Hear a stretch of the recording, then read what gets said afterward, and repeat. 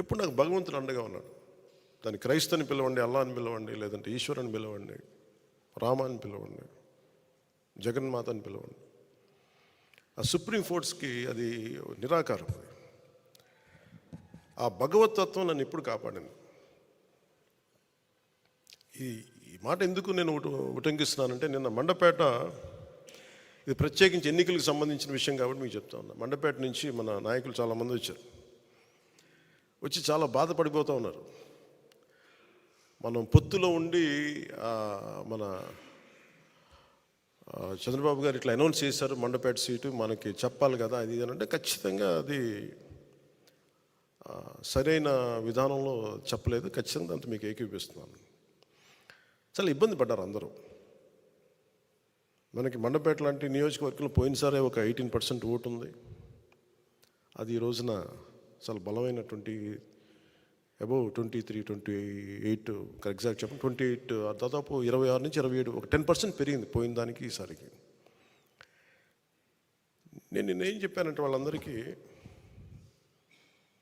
నేను కేవలం ఒక నియోజకవర్గాన్ని దృష్టిలో పెట్టుకొని మాట్లాడితే నేను నియోజకవర్గపు సంబంధించిన నాయకుడు అవుతాను. నేను బర్డ్ ఐ వ్యూ అంటే అది విహంగ వీక్షణ ఉంటుందా, లేదంటే బర్డ్ ఐ వ్యూ. ఆ బర్డ్ ఐ వ్యూ నుంచి చూస్తే తప్ప నేను రాష్ట్రాన్ని సంపూర్ణంగా చూడాలి. దాంట్లో భాగంగా ఒకసారి కొన్నిపాటి ఏరియాలో ఇబ్బంది కలగచ్చేమో. పొత్తు ధర్మం ప్రకారం అలా అనౌన్స్ చేయకుండా ఉండాల్సింది. నేను దానికి క్షమాపణలు చెప్తున్నాను. ఖచ్చితంగా నెక్స్ట్ మీటింగ్లో దాని మీద వివరణ ఇచ్చి దాన్ని ఎలా సరిదిద్దాలో సరిదిద్దుతాం అని ఒక మాట ఇచ్చి పంపించాను. అలాగే వాళ్ళు అన్నది కూడా ఏంటంటే, మన నాయకులు కూడా ఇప్పటికీ 2 సీట్లు అనౌన్స్ చేశారు, మరి ఇది పొత్తు ధర్మమేనా నన్ను అడిగితే అట్లా కొన్ని ప్రత్యేక పరిస్థితులు ఉంటాయి, వాళ్ళు కూడా మనం అర్థం చేసుకోవాలి కదా. 4 దశాబ్దాలు సుదీర్ఘ అనుభవం ఉన్న వ్యక్తులు, ఒంటరిగా వాళ్ళ సొంత పార్టీ నడిపిన వ్యక్తులు, ఒక్కోసారి ఎట్లా ఉంటుందంటే పొత్తు ఆ సైజు వ్యక్తులకి ఒక ఇరుకు చొక్క మెనుగు అత్తారింటికి దారేదులో చెప్తూ ఉంటాం. ఒక బలమైన వ్యక్తికి సరిపోయిన కోటేస్తే కొంచెం ఇరుగ్గా ఉంటుంది కదా, టైట్గా ఉంటుంది. అలాగే ఒకసారి పొత్తు ఆ స్థాయి నాయకులకి చాలా ఇబ్బందిగా ఉంటుంది ఒక్కోసారి. కానీ వాస్తవాలు వేరుంటాయి, క్షేత్రస్థాయి పరిస్థితులు వేరుగా ఉంటాయి. అందుకని ఒక్కోసారి అనుభవం ఇటు ఒకసారి గబుక్కుని ఒక మాట అన్నిస్తుంది.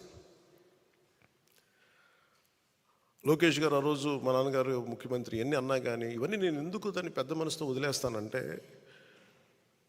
ఒక పార్టీని 3 దశాబ్దాలు నడిపి 3 సార్లు ముఖ్యమంత్రులుగా ఉండి అలాంటి కుటుంబం నుంచి వచ్చిన వ్యక్తులు సహజంగా గబుక్కుని ఒక మాట వచ్చేస్తుంది.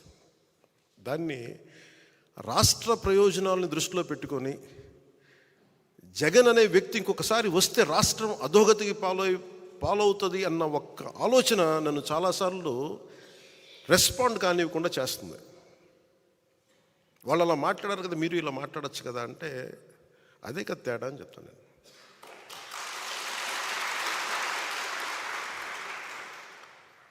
అంటే